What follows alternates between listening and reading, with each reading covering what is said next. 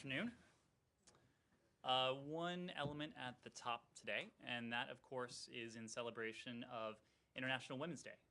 Today, for International Women's Day, Secretary Blinken was proud to host the 15th Annual International Women of Courage Awards with a virtual ceremony. We were especially honored that First Lady Dr. Jill Biden also delivered inspirational remarks at today's ceremony. The 2021 class of awardees are truly international, from Venezuela to Iran to China. These women exemplify everything that this award means: strength, leadership, and courage.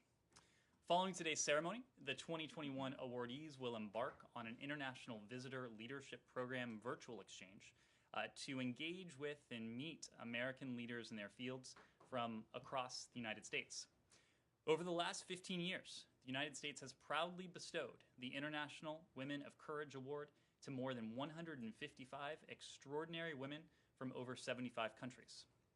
These women have shown exceptional courage in advocating for peace, for justice, human rights, women's empowerment, and the substantive change in their communities, sometimes at great personal risk. We know that when countries that promote gender equality and empower women to be meaningful participants in civic, political, and economic life are more just, they're more peaceful, and they're more prosperous.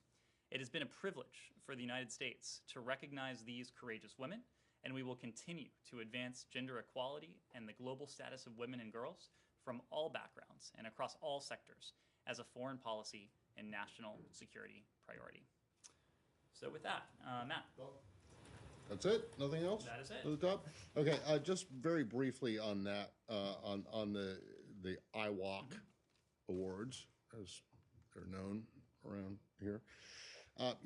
Back in 2019, there was a bit of controversy about an award being offered or given and then rescinded with Jessica Aro, who was this Finnish journalist. And I'm just wondering if there was, there was an IG report about this that came out last year, and I'm just wondering if there was any thought in the consideration of this year's awards to giving her one again, because she wasn't. But I'm just wondering if there was any thought to that. No, Matt. The awardees that were put forward today, these are extraordinary women. We are not trying to suggest that any of them are not deserving. I'm just wondering if I don't have anything for you on the many women who were not honored today, but who would be up for such an award. Fair enough. Can I just on policy now? Afghanistan. So you will have seen, I'm sure, the letters that were published in the Afghan media yesterday, or letter. And then an eight-page outline of the peace plan that were purportedly sent from the Secretary to Afghanistan leaders. Do you have anything to say about those? Are they accurate? And where do you see things going from here? Well, let me say a couple things, and I'll start with the obligatory fact that I'm not going to be able to comment on any reported private correspondence. What I would say is that Special Representative for Afghanistan, Khalilzad, visited Islamabad today, March 8th, where he met with Pakistani officials, including the Chief of Army Staff, General Bajwa. In those discussions, Ambassador Khalilzad thanked Pakistani counterparts for their assistance and asked for Pakistan's continued commitment to the peace process. Now, to your even broader point, I think it is true that Ambassador Khalilzad's trip to the region, his first since January 20th, represents a continuation of American diplomacy in the region. As we have said, we are working with the international community, including in Pakistan, including the actors in Doha, where Ambassador Khalilzad has been, of course, in Kabul, where he was before that. And with our partners in Kabul, of course, to encourage progress on the Afghan peace process, including progress towards a political settlement and comprehensive ceasefire. This was, in many ways, the goal of the last administration. This is the goal that we continue to work towards today. This is precisely the set of issues that Ambassador Khalilzad and his team have been discussing. It is true that they are consulting, and the department more broadly is consulting closely with allies, with our partners, with countries in the region, with how all of us collectively can support that peace process. And it is true that collectively, the collective we, the United States included, we're considering a number of different ideas to, again, accelerate that process. But at the same time, every idea we have put on the table, every proposal that is out there, certainly any proposal that we would endorse, we understand that this process at its core must be Afghan-led and Afghan-owned.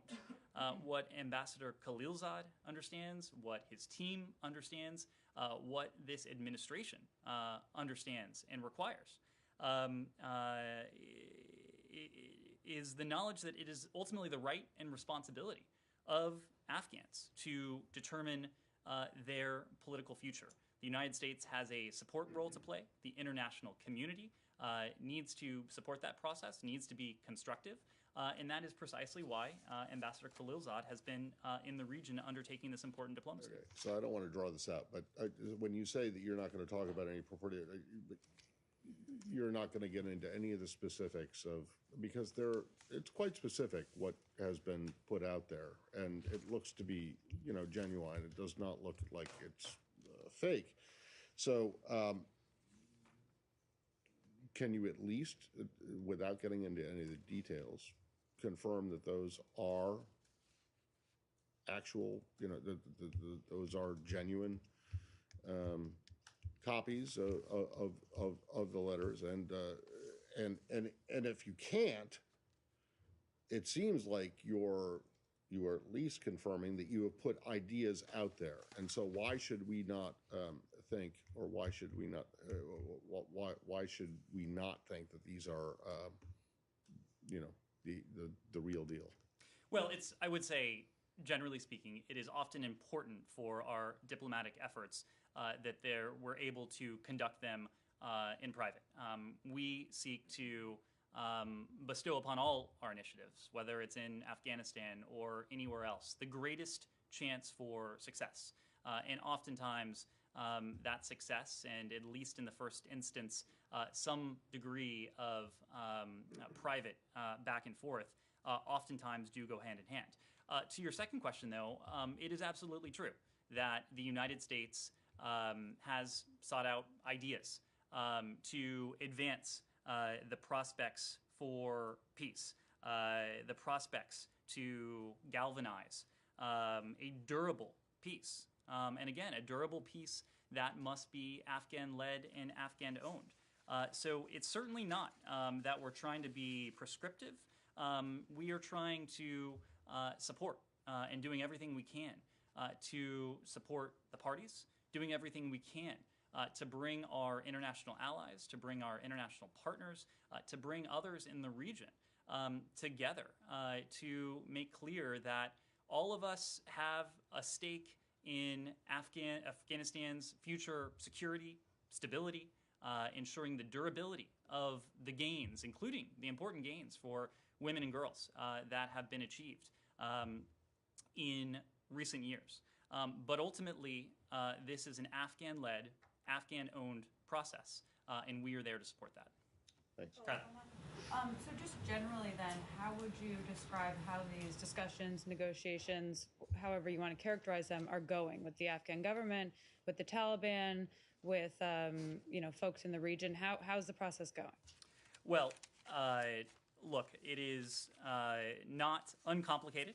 It is a priority for this administration that we engage in constructive diplomacy to try and bring about our ultimate goal. And again, that is a peace process, including political settlement and a comprehensive ceasefire.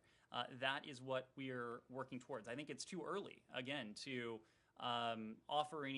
render any sort of judgment on how things are going. We have continued to encourage all sides to take part constructively and with a degree of alacrity, knowing that this is a moment in time where progress is possible.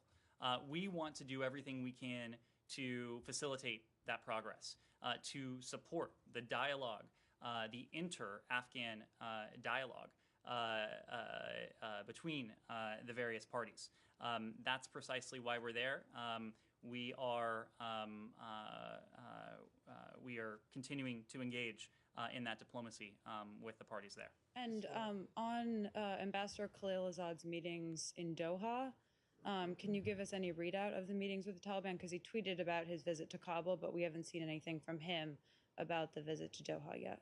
Well, look, Ambassador Khalil Azad remains in the region. I understand it was a very quick trip, a relatively quick trip to Pakistan. I understand that he will be based in Doha for some time, so wouldn't want to, or for some time longer. I wouldn't want to prejudge how things may unfold in coming hours, in coming days, but if his team has a readout to share, I'm sure they will.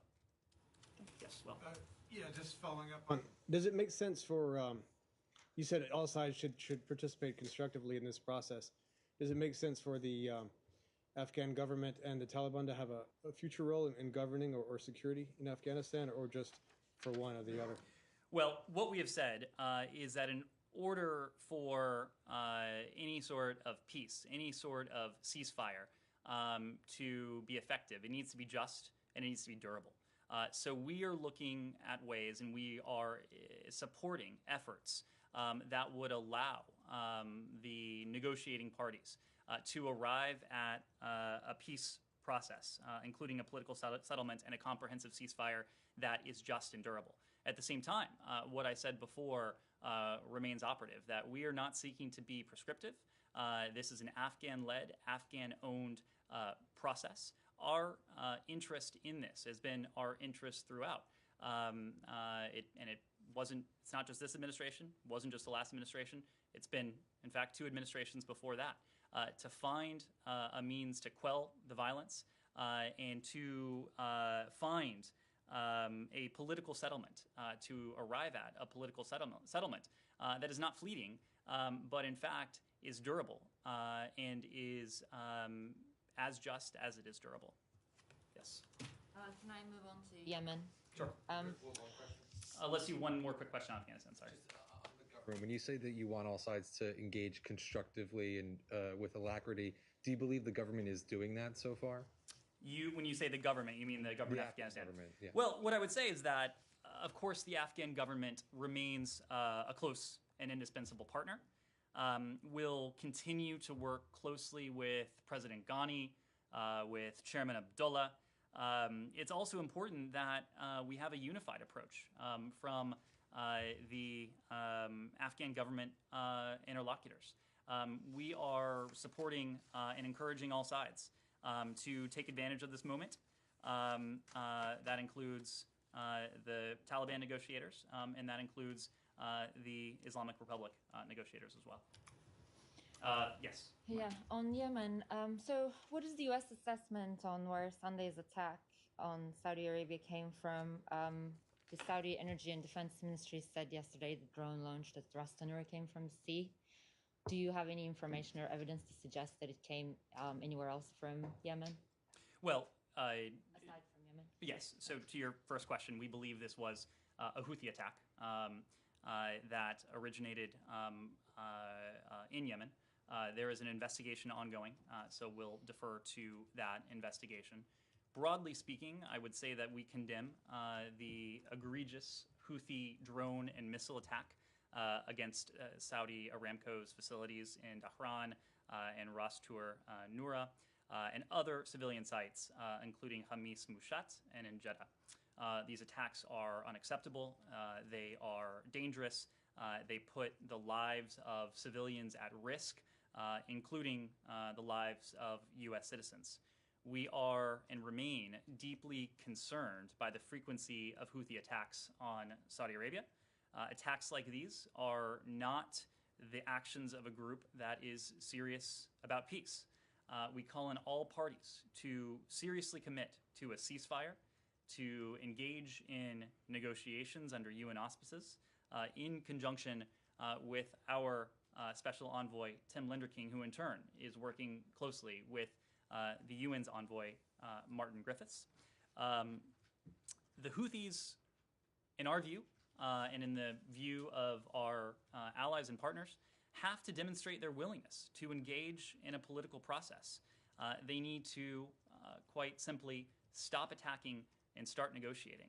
And only then will we be able to make progress towards the political settlement that we're after. Said. Thank you, Ned. Happy International Women's Day to everybody. And there are dozens of Palestinian women who languish in Israeli prisons. Most of them are there under something called administrative detention. Some of them are nursing babies, some are grandmothers, some are girls. And I wonder if you have a position on this continued awful administrative detention that is being practiced against the Palestinians. I don't have a specific response for you. If there's anything we would want to offer specifically on that, we'll follow up. I think generally what I would say, and I've had an opportunity to speak to this in recent days. Look, our goal is a two-state solution in which Israel lives in peace next to a viable Palestinian state. And we stand by that two-state solution because it's not only consistent with our values and in our interests, but it's actually consistent with the values and interests of those in the region. A two-state solution ensures Israel's continuing identity as a Jewish and democratic state, just as it fulfills the Palestinians' legitimate and rightful aspirations for dignity and for self-determination in a state of their own. But until then, I mean, fine. I mean, but until then, what, practices like these, I mean, I can go on and on and on. Last June, for instance, a young cousin of mine was shot dead in cold blood, Ahmed Erekat, on June 22nd. His body is still there.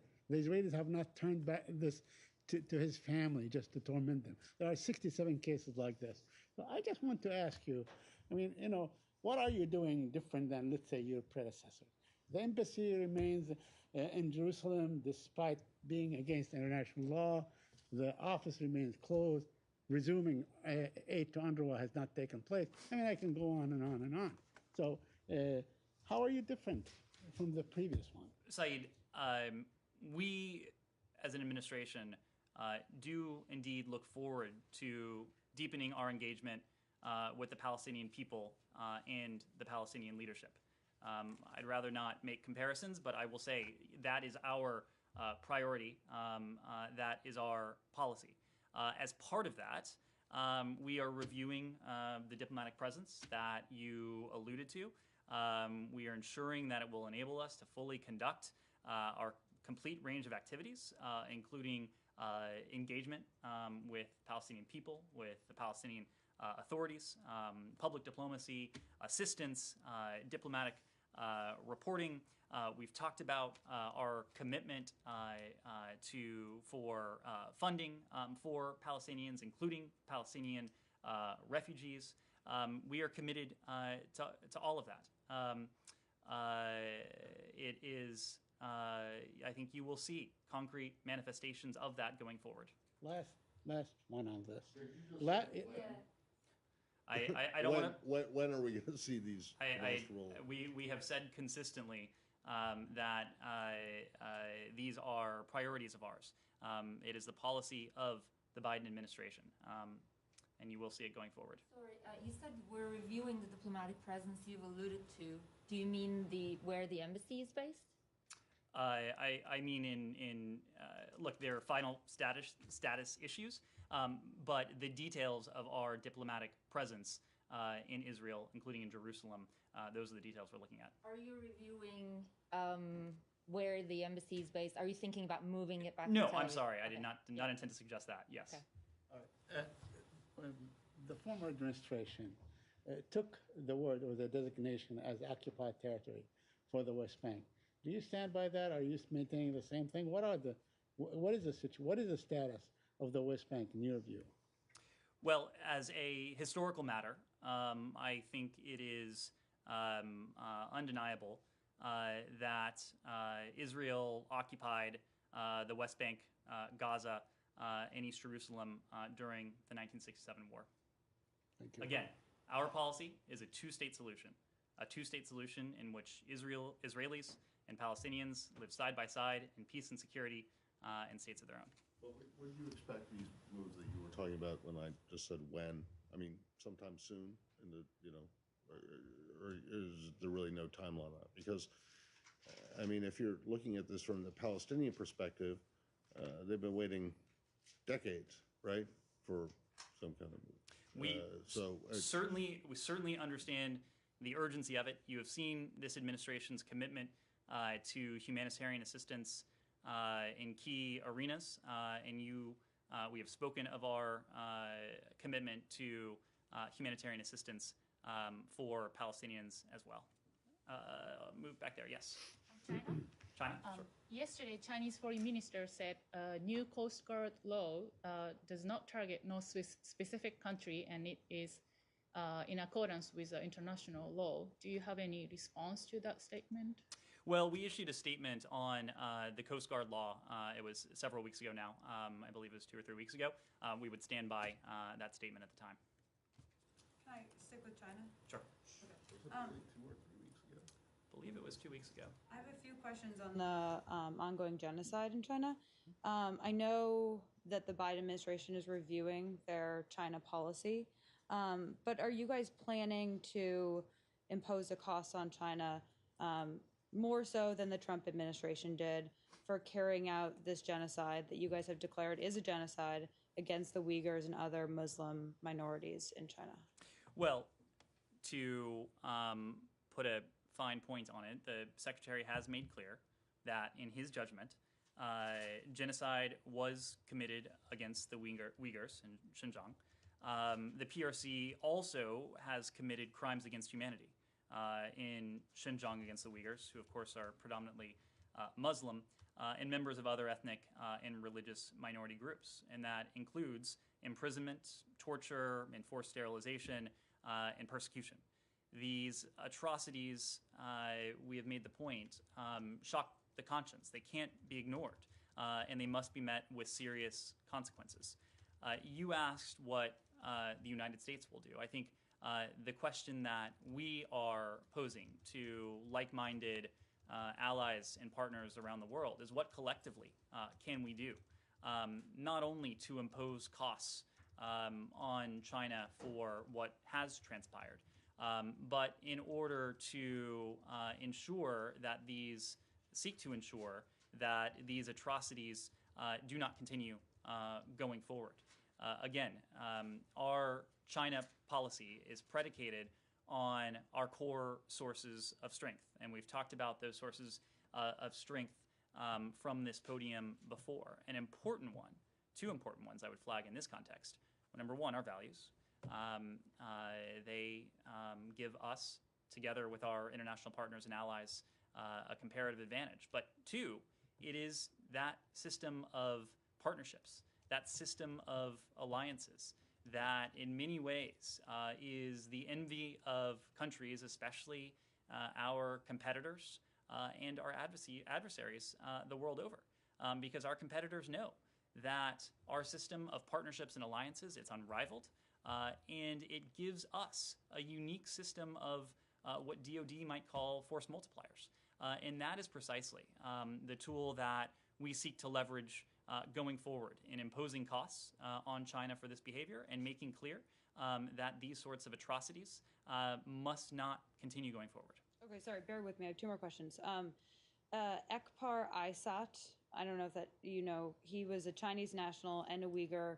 He came to the United States for a State Department program in 2016, and then he was detained right when he went home. Do you have any update on his whereabouts, his health status, and previously the U.S. government has called for his release? Do you continue to do so? I am not familiar with that case, so rather than wait in it from the podium, we'll get back to you on that. Okay. You have one more? I had one more. Can I? Sure. Okay. My last one is Never be said. Thank you, Matt. Growing calls for the U.S. to boycott the Olympics in Beijing in 2022. Is that something that is under consideration? Well, this is an issue that we've addressed before, and it's also an issue that we're consulting closely with those same allies and partners at all levels to define our common concerns and establish a shared approach to China. Obviously, we're talking about 2022, so I don't have any specifics to share at the moment, but we are engaged very much in those consultations as we establish that shared approach. Can I ask you a grammatical question just about your response to Kylie's first question when you said that genocide, that the Secretary has determined that genocide was committed. Is it the administration's belief that this is not an ongoing thing? So Secretary Blinken, in his confirmation hearings, made that judgment. I get that. The question is the tense. Do you think it only happened in the past, or is it continuing now? So the Secretary made clear that in his judgment, genocide was committed against Uyghurs, and we're using that tense. Exactly my question. We're using that tense because the Secretary was speaking in the context of his confirmation hearings at that moment in time.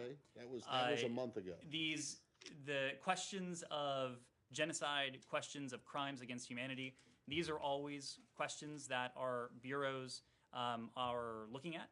It's not only the Department of State, but also our interagency partners are looking closely at to form an assessment as to whether these are ongoing. At that moment in time, it was the judgment of Secretary Blinken that genocide had been committed in Xinjiang, just as it was the judgment of Secretary Pompeo, as I understand it, that genocide was committed in Xinjiang. So is it fair to say that the situation that is happening right now is under review, and so you have not determined that it is continuing to happen? I would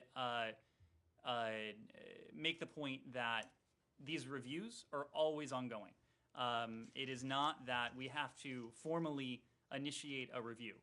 Relevant entities, whether it is GCJ, whether it's EAP, whether it's our legal advisor's office, are always evaluating information as we get it. And so, of course, we are closely evaluating, analyzing what may be going on the ground in Xinjiang, elsewhere in China, elsewhere around the world. Lebanon question? Let's move around the room a little bit. Rich? On Iran, the IAEA has told member states that Iran is enriching uranium with a third set of advanced centrifuges at Natanz.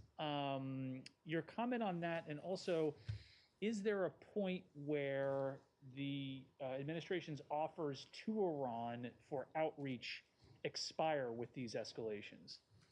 Well, look, what we have said about this is that, of course, our patience can't be unlimited. And our patience can't be unlimited because of the nature of this challenge.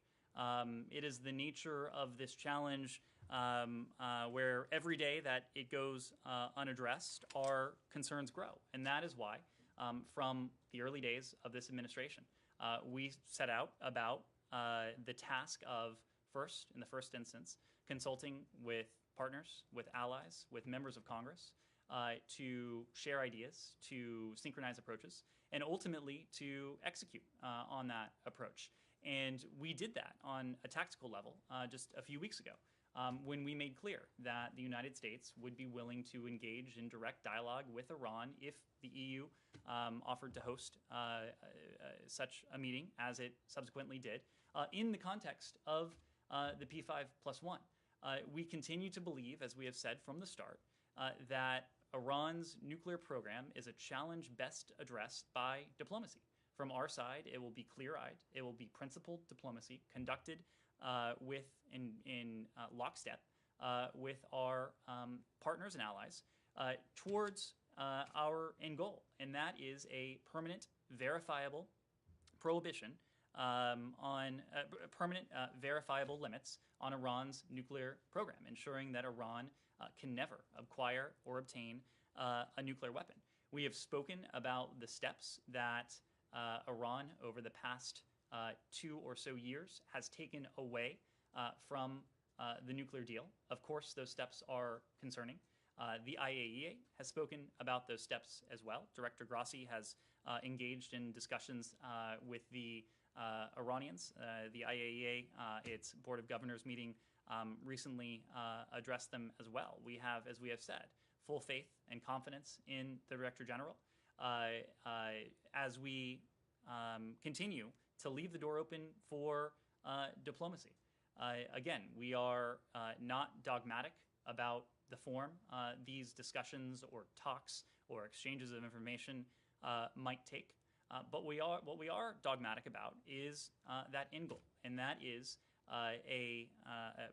permanent and verifiable limits to ensure that Iran can never obtain a nuclear weapon. In the administration's not unlimited patience, can you quantify, what that means? What that means? I wouldn't want to quantify that beyond the broad point.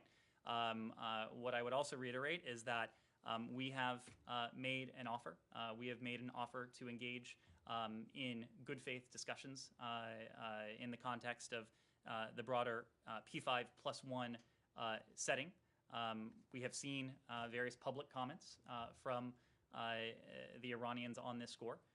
We are awaiting a constructive proposal from Tehran. Yes. I have a question on the Central America and migration.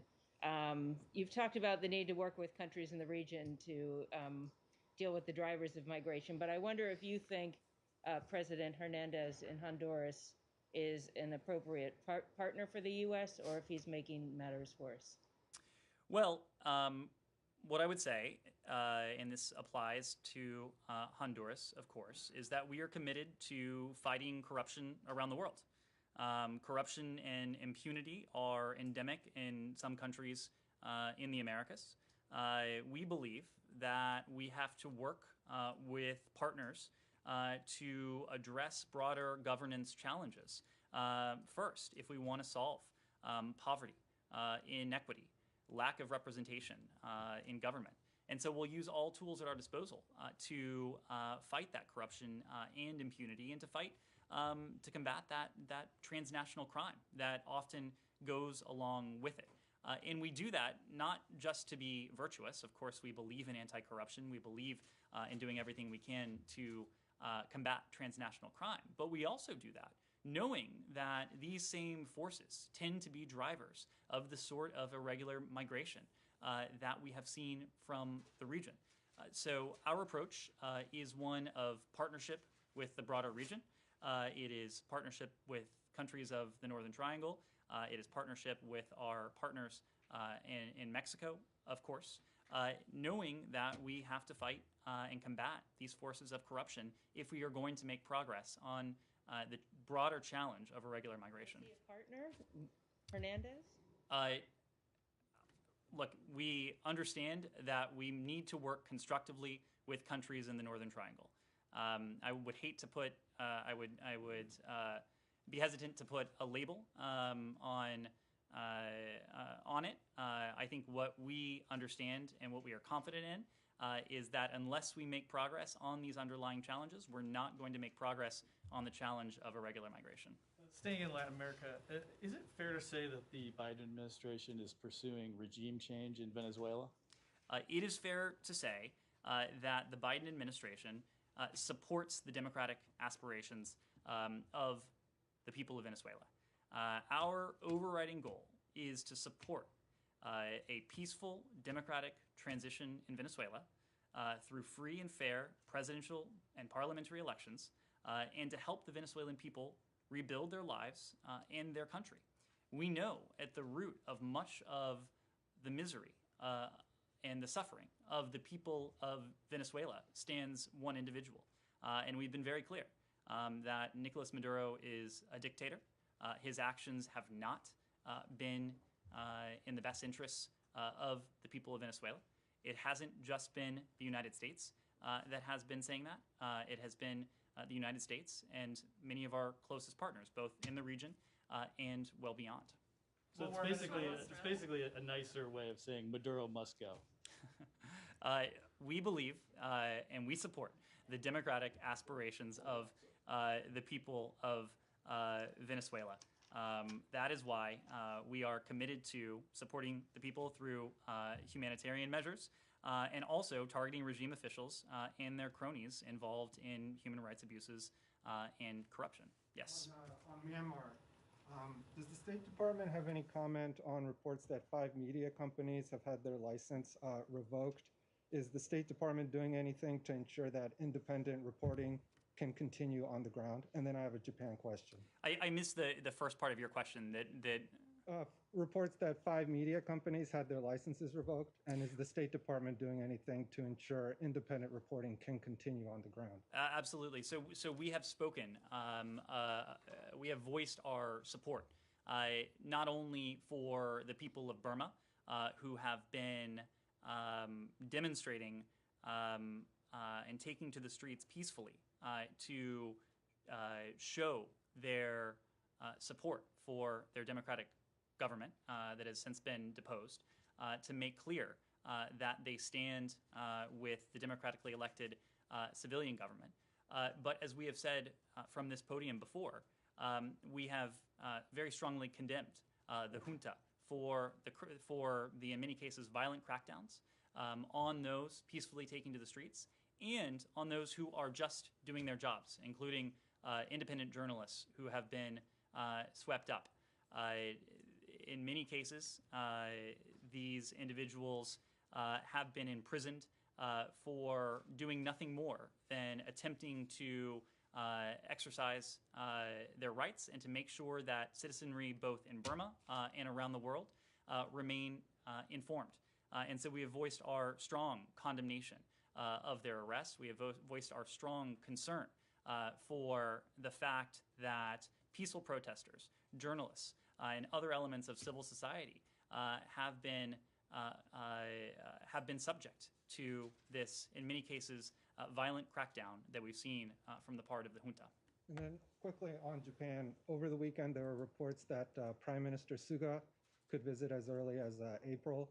I was wondering if the State Department is aware of any plans of his visit, and also would Secretary Blinken want to meet his counterpart in Japan before any meeting between Prime Minister Suga and President Biden? Well, I believe the White House said over the weekend that President Biden looks forward to meeting his Japanese counterpart before long. I don't believe they have confirmed any such meeting at this point. When it comes to Secretary Blinken, he has been fortunate to have had a couple conversations with his Japanese counterparts since Secretary Blinken was sworn in. He's, of course, done that in the bilateral context. He has done that in the context of the Quad as well. We have demonstrated our commitment to the Indo-Pacific in any number of ways and forms, and I expect you'll continue to see that in the days and weeks ahead. Can I follow up on that? Yeah. Please. So when he goes to Japan next week, what kind of message does Mr. Blinken will give it to Japan in terms of against China? What can Japan do? So we haven't confirmed any travel. What I would say, however, is that we have confirmed, both in word and in deed, our commitment to the Indo-Pacific. It is a commitment to our treaty allies in the region. It is a commitment to our partners in the region, knowing for the United States, for our allies and partners, it's a region of tremendous opportunity. It is a region of tremendous opportunity, but also one of challenge. And of course, you mentioned China being a challenge for our allies and partners. And knowing that, again, if we are going to confront that challenge for our part, if we are going to compete and ultimately to outcompete with Beijing, we need to do that in tandem, in lockstep, in fact, with our partners and allies in the region. That has been at the core of some of the discussions that Secretary Blinken has had. President Biden has had opportunities to discuss that as well, and it will be at the core of discussions, exchanges, and potentially meetings going forward as well. Question on Lebanon? Yes. Sorry, back there. Sorry, I know not everyone cares about Australia, but we've had phone calls now from the President and the Vice President to Australian Prime Minister Scott Morrison. Both emphasise climate change as being key issues for the region. The discussion in Australia now is that the key metric that the US government's going to ask for is net zero emissions by 2050. Was that raised in these phone calls as being a key metric that Australia should be committing to, or will that likely be a request of the US government? Well, I know that climate has been at the center of many of the phone calls that not only the President has made, but also that we have seen from Secretary Blinken as well. Of course, Foreign Minister Payne was one of the first counterparts that Secretary Blinken called upon his swearing in at the State Department. I believe it was January 27th when they had their first conversation. We issued a readout of that call, and in fact, they did discuss climate change, but I wouldn't want to go beyond the details of that readout. So was a 2050 net zero emissions target raised in that phone call? Again, climate change was discussed. As you know, it is often discussed in the Secretary's calls and the President's calls because it is a core element of our foreign policy. It's at the center of our foreign policy, knowing that it is in fact an existential threat. But I wouldn't want to discuss any specific targets or any additional details beyond those are mentioned in the readout. Myanmar.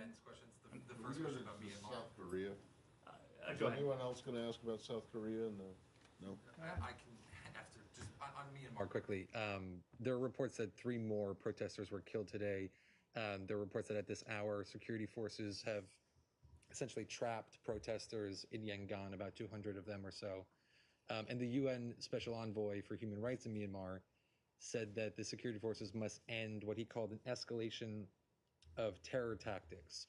I wonder if you would agree with that characterization of what security forces are doing. Would you consider them terror tactics? Well, we have said the violence that security forces have inflicted on innocent Burmese civilians is abhorrent, it's repulsive, and it must stop.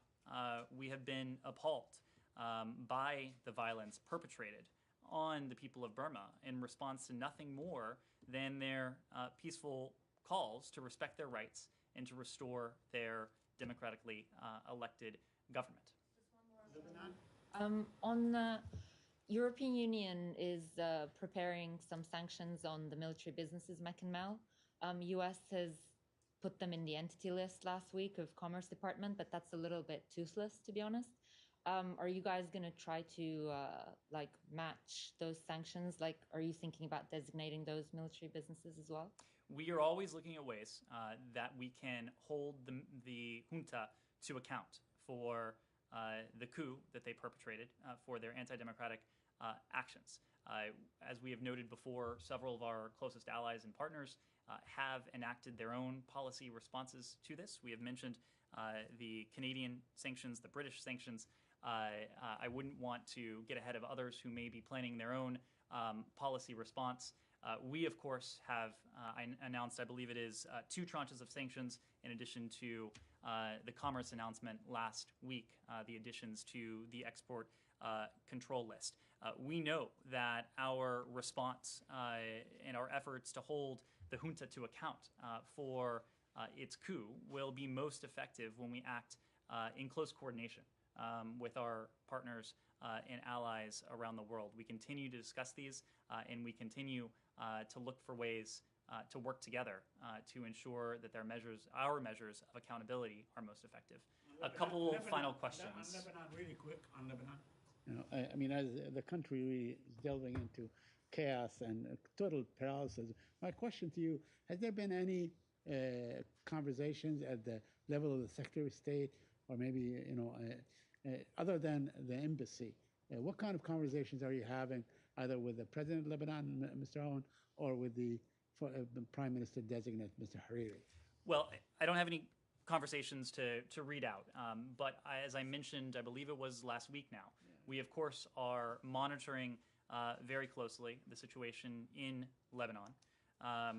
together with other international partners, and you probably remember the joint statement that we issued some weeks ago now, we've repeatedly underscored, both publicly and privately, the urgency for Lebanon's political leaders to finally act upon the commitments they made to form a credible and effective government. We support the Lebanese people, as we have said, in their continued calls for accountability and reforms needed to realize economic opportunity, better governance, and an end to endemic corruption. I got two really brief ones. One, do you have anything to add about yesterday's announcements from political military affairs on the SMA with South Korea? The second one's on Afghanistan, but again, it's very brief. So to your first question, on March 6th, yesterday, the United States and the Republic of Korea negotiators did reach a consensus on a proposed text of a new 6-year Special Measures Agreement, or SMA, that will strengthen our alliance and our shared defense. The United States and the Republic of Korea together, we're now pushing the final steps needed to conclude the agreement for signature and for entry into force. Do you think, from this administration's perspective, that your demands or your negotiating stance was less strict? Is that the right word? Less harsh than the previous administrations with the South Koreans on this? I would say that the South Koreans are our allies. So in the context of a relationship with a close ally, with a treaty ally, like the South Koreans, I don't think the United States would make demands. And certainly I don't think that would help to strengthen the underlying alliance. We have engaged in good faith, constructive negotiations. I think you'll be hearing more about them. And I imagine the details of this you will soon learn to be an agreement that benefits both sides. Okay, and then just on Afghanistan, and in response to the earlier questions, you repeatedly referred, and I think you were referring, well, you repeatedly referred to what I think was the Taliban as the quote-unquote Islamic Republic. That seems to be a change in the phrasing, even in the peace deal that was signed. I was intending to refer to the Afghan government with that nomenclature. Oh, the Islamic Republic, not the Taliban. Not the Taliban. All right. Okay. Yes. Thank you. Okay. One final thing, sorry. I was going to ask about this earlier, but British Iranian aid worker Nazanin Zaghari-Ratcliffe has been freed from house arrest in Tehran, but she still can't travel. She's got another court case next week. Is the U.S. doing anything diplomatically to secure her release, and how is this complicating your potential talks with Iran? Well, I believe Foreign Secretary Rob issued a statement. He made the point that the British government welcomed the removal of her ankle tag, but added that Iran continues to put her and her family through a cruel and intolerable ordeal, noting that she must be released permanently so she can return to her family in the United Kingdom. So we would point you to the British government for that reaction. Similarly, we have continued to make the point that we have no higher priority than the safe return of Americans who were unjustly held against their will overseas, including the Americans in Iran. As we have said very clearly, the Iranians know precisely where we stand on this. We have left no doubt in their minds that we will continue to prioritize their safe and expeditious return going forward. Thank you. Really quick question on Russia. I'm not sure a question like that is going to be very quick. U.S. relations over the last 150 years. It's minor. It's minor. I wanted to see if you had any comment on the report in the Journal over the weekend that Russia is waging a disinformation campaign against U.S. vaccines, including Pfizer. Well, the report you're referring to noted, and we can in fact confirm, that our Global Engagement Center has identified 4 Russian online platforms that are directed by Russian intelligence services and spread disinformation. These sites have in fact included disinformation about 2 of the vaccines that have now been approved by the FDA in this country. It is very clear that Russia is up to its old tricks, and in doing so, is potentially putting people at risk by spreading disinformation about vaccines that we know to be saving lives every day. The Global Engagement Center, other entities here, is focused on countering disinformation and propaganda globally, not only in the Russian context, but of course, the Russians have been engaged in this effort for some time now, as we know. Thank you very much. Thank you.